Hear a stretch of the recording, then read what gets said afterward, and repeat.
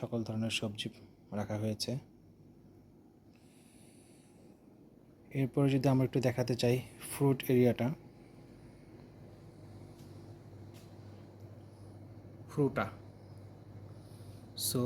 ফ্রুটাতে আমি দেখতে পাচ্ছি এখানে আমাদের বিভিন্ন ধরনের ফল রয়েছে।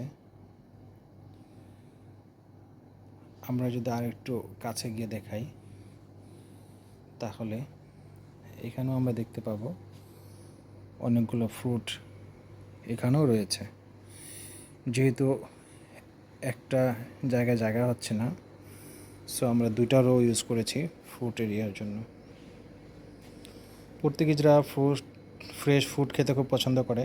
তাদের খাদ্য তালিকায় প্রতিদিনই কোনো না কোনো ফ্রুটস থাকে। এখন আমরা চলে আসি একটা ডিপ ফ্রিজে। এটা অনেক বড় একটা ফ্রিজ। এই ফ্রিজটাতে আমরা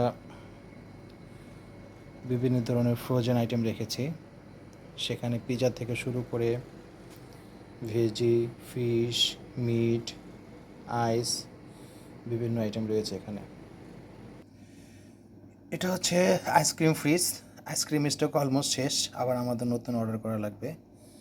শীত হোক গরম হোক, যারা আইসক্রিম লাভার তারা সবসময় আইসক্রিম খেতে পছন্দ করে।